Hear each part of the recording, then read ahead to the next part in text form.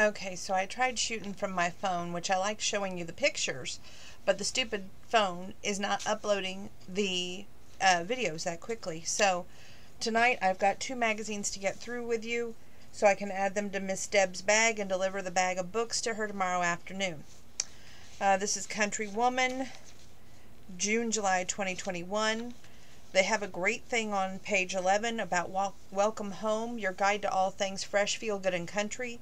The door decor is all tied up. Celebrate a well-dressed loved one by turning their old ties, yes, old ties, that's very good to know, not new, not brand new, old, into a wreath that's knotted in style.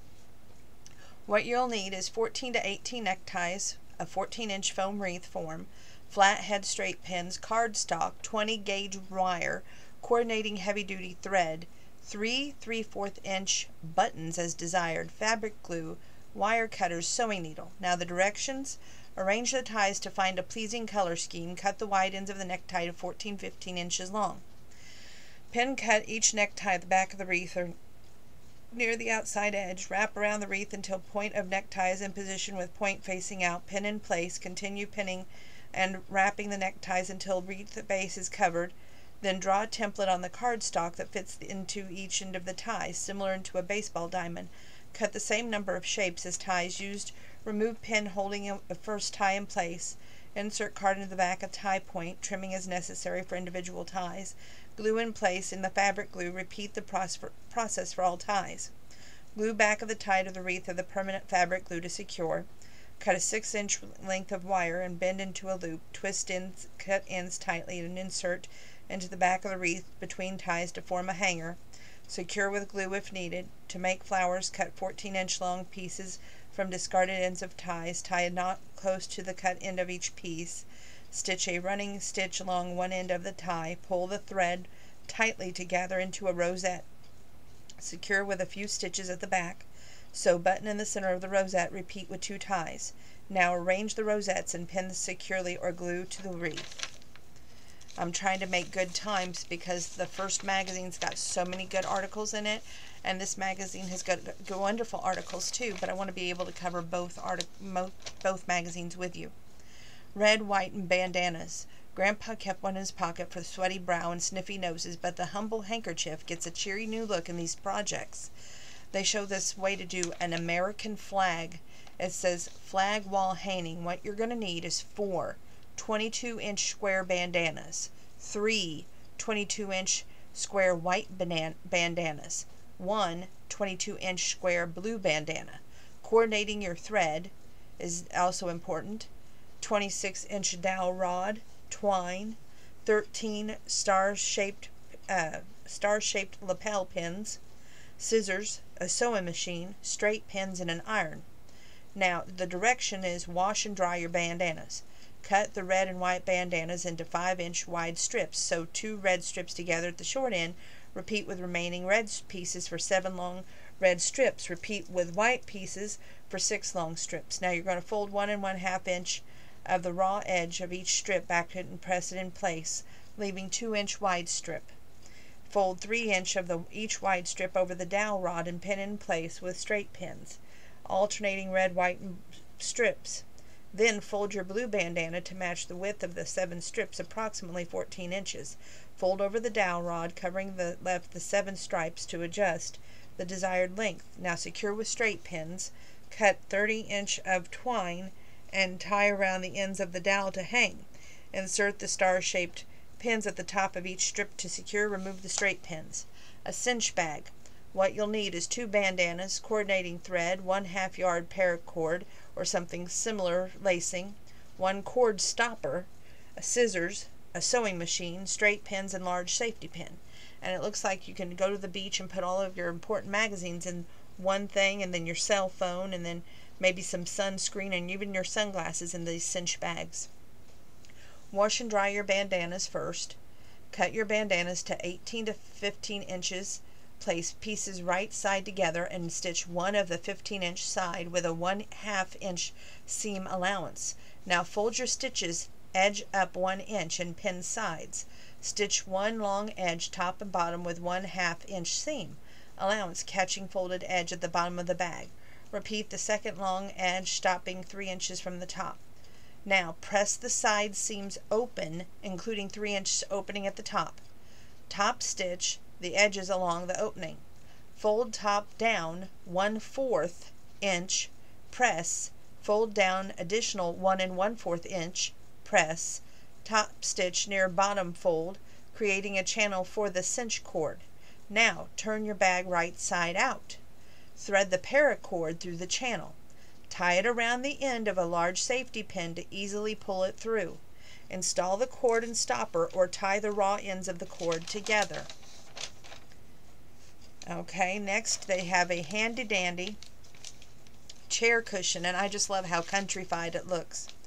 It says what you'll need: 2 bandanas, 14 and 14 by 2 inch foam piece, medium loft polyester quilt batting, fabric glue, narrow double fold bias tape, coordinating thread, serrated knife, scissors, a sewing machine, straight pins, and an iron. The directions: if necessary, round the corners of a foam square with a serrated knife to fit the chair seat. Then cut a piece of the quilt batting twice the size of the foam and wrap tightly around it, covering the front and back edges and tacking with the fabric glue where the batting overlaps. Fold the batting to cover the sides of the foam and tack it in place with the fabric glue. Cut away the excess batting, dry thoroughly. Top stitch the open edge of the bias tape closed to create chair ties. Cut 2 24-inch pieces. Cut the bandanas to 3 inch wider than the foam cushion, adjusting for rounded corners if necessary. Lay one bandana flat right side up. Measure and mark placement for chair ties according to back rails on your chair. Fold one piece of bias tape in half and pin it in place with the fold facing toward the middle. Repeat on the other side with a second length of tape. Lay the second bandana right side down on the top first and pin in place. Then mark 2 inch from each corner on the front or the back edge. Either is fine as long as the straight edge without rounded corners. Stitch your bandana with 1/2 inch seam allowance, being sure to catch the chair ties. Now stop and start at the marks near the corners, leaving an opening along the side. Create squared corners by bringing 2 seams together to create a point. Now press and stitch across the corner with a 1 inch seam allowance. Clip seams along the curves for a smooth finish. Turn cover right side out and insert your cushion, folding your foam in half to insert the ease into place. Now pin the opening shut and hand stitch in a place with a whip or ladder stitch. Secure the ends with tie with a knot. 10 other uses for bandanas. Long before they showed up in a mask form in an effort to mitigate the spread of coronavirus, bandanas were used to manage numerous other tasks. They originated in the 18th century India, where the colorful squares were named after bandhani, the ancient tie-dyeing process used to pattern them. From there, they became hankies, head coverings, neck wraps, and for generations, many outdoor enthusiasts haven't left home without one. Dishcloths for clean up around the campfire. 2. A belt. Tie a few together and for style and function. 3. A trail marker. Never lose sight of the way. 4. Bib. Keep your lunch off your shirt. 5. Splint. Always be prepared. 6. Napkin. Handy and environmentally aware. 7. Pet accessory. Even Fido wants to be stylish. 8. Hair tie. Keep those loose ends in place. 9. Gift wrap. A colorful way to present a present. 10. Food strainer. Who says you can't cook pasta outdoors? For even more ideas, visit the Girl Scouts of Western Ohio on their blog at gswoblog.org. Bowl covers. That's right. You can use a bandana to cover a bowl.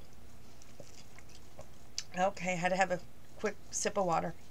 What you will need: 3 cotton bandanas, iron-on vinyl sheets, 3 yards extra wide double fold bias tape in coordinating color, 9 foot by 3 millimeter elastic cord, scissors, iron, straight pins, large blunt needle. Direction: wash and dry bandanas. 2. Cut a circle from each bandana to the diameter to fit the desired bowls. Standard sizes are 11, 13, and 15 inch. Then cut a coordinating piece on iron-on vinyl for each circle and apply according to the manufacturer instructions. Fold the bias tape around the outer edge of the circle, overlapping the ends 1 inch, pin in place, top stitch bias tape around the circle, leaving a 1 1/2 inch top opening to insert elastic. Then cut a length of elastic 2 inches longer than circumference of the circle. Insert the elastic through the bias tape using a blunt needle, carefully working elastic around the circle. Cinch elastic to fit the bowl and tie the ends together in a secure square knot. Stitch the opening closed. Repeat the process with remaining 2 bandana circles. To clean, wipe it with a damp cloth or hand wash in cold water to hang dry. That's pretty entertaining about bandanas right there. Okay. I found this watermelon balm dessert. This sherbet dessert looks like an actual watermelon slice, complete with seeds. When you cut it, it's fun to eat and refreshing too. From Renee Monclure out of Burley, Idaho. The prep time is 20 minutes plus freezing. Gonna make 8 servings. About 1 pint of lime sherbet, about 1 pint of pineapple sherbet, about 1 1/2 pints of raspberry sherbet, and 1/4 cup of miniature semi-sweet chocolate chips. Now you're going to line a 1 1/2 quart bowl with plastic wrap. Press slightly softened lime sherbet against the bottom of the sides of the bowl. Freeze uncovered until firm. Spread the pineapple sherbet evenly over the lime sherbet layer, then freeze uncovered until firm. Lime and pineapple sherbet layers should be thin. Now you're going to pack the raspberry sherbet in the center of the sherbet lined bowl. Smooth the top to resemble a cut watermelon. Then cover and freeze until firm. About 8 hours to serve. Uncover bowl of molded sherbet. Place a serving plate on a bowl and invert. Remove the bowl and peel off the wrap. Now cut the balm into wedges. Press a few chocolate chips into the raspberry section of each wedge to resemble watermelon seeds. One piece is 205 calories, 4 grams of fat, 2 grams of saturated fat, 8 milligrams cholesterol, 60 milligrams sodium, 43 grams carb, 35 grams sugar, 0 gram fiber, and 2 grams of protein. Okay, and the last page is one of my favorites. They are Sharing a Smile scrapbook. Pint-sized celebration. There's so much to try out when the weather's so warm. Long may she wave. I love this photo of our granddaughter Hazel. It had been a hot summer day in Illinois, but that never stops us from enjoying Independence Day festivities. Brenda Kelly from Chillicothe, Illinois. Sweet surprise. My then 7-month-old Grayson had his first taste of watermelon and loved it. Rachel Thomas from Live Oak, Florida. Good, clean fun. My beautiful youngest granddaughter found her 4th of July fun playing in the mud. Melissa Bowden from Sacramento, California. Great photos, and thank you for sharing with the magazine to share with all of us. And on the back is that beautiful bandana flag. So you want to be sure to check out Country Woman, June, July 2021. You won't regret it. Okay, stay tuned. One magazine to go.